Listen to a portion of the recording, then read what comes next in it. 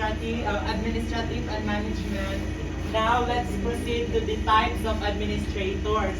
We have three types: the school principal, athletic director, and department chair. So, school principal.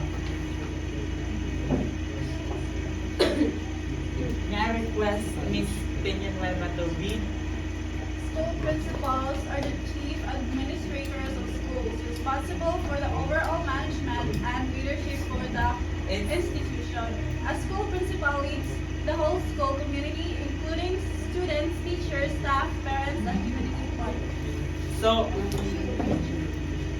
we all know na pan, di ba? We all know naman na every school, naging school, isa sa school principal, mao siya ang leader ng school.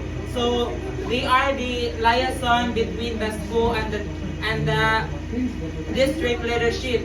Also, school principal manage the administration and workplace that are related to students, teachers, and staff.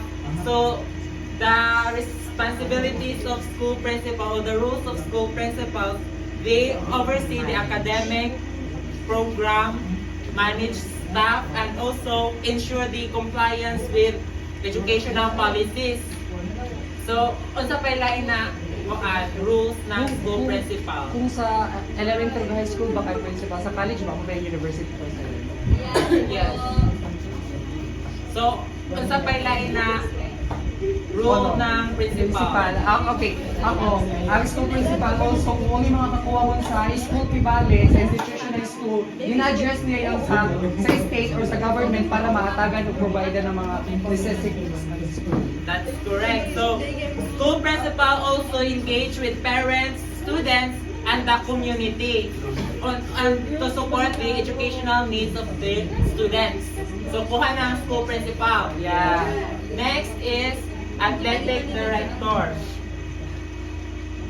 May I request Miss B to read. Under two athletic directors manage and oversee sports programs within educational institutions. An athletic director oversees athletic programs of educational institutions, ensuring the smooth functioning of each sport offered, from scheduling games to budgeting. So, kinsa may nakaila diri sa kuan? Mamishay. Athletic director. Sir Gasis. Okay, si Sir Gasis, di ba? Ang trabaho ni Sir Ano si Bang Gasis, Shai? kuan, Di ba Sir Gasis lang sa he culture? ensures a smooth functioning. Siya ang kuan, siya ang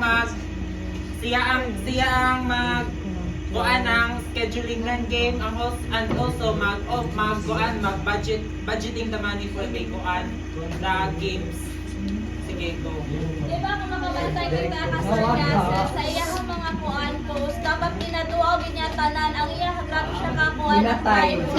tanan mga scores and lads ginaduaw niya ang kuan sa takraw bukat siya maigo siya mo kuan mo duaw siya tuog mo pat ay kanang iya kuan og sakto ba ang ilahang kuan kani pagkagitaon kanang uasa ila lugar tapos mukalit ra po na siya balik sa another events para lang ma-check ang kanto ng mga lain-lain na events. Sa yan iyang trabaho. Grabe siya kahagay.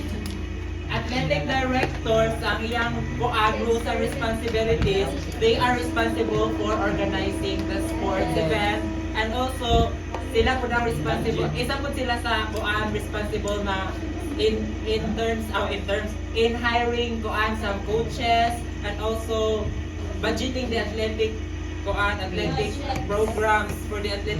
and ensuring the compliance with sports regulations. Athletic directors also promote student athlete welfare and academic balance.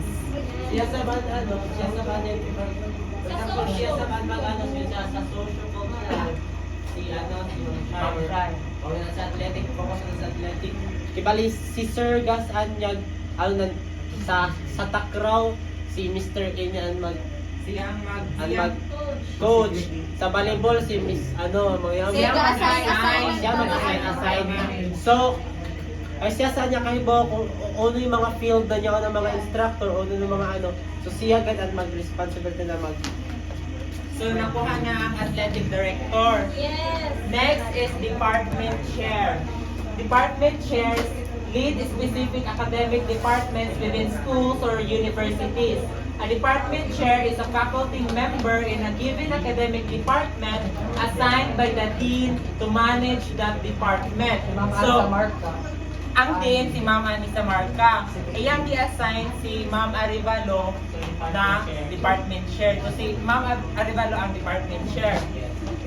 So ang department chair, ang iyang rules kay they coordinate curriculum development, manage departmental budget, support faculty, and facilitate communication between the department and school administration. Department chairs also play a key role in academic planning and assessment.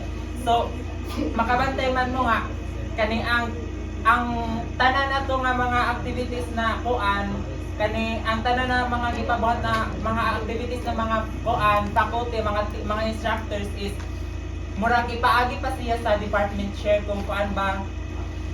Di ba nato sa una nga ang ilang exam kay ipa-check pa nila sa kuan sa department chair kung o sa mga graduate staff kana sa mga outdoors po na mga activities hinahanglan pa ng mga permission sa department chair sa dean.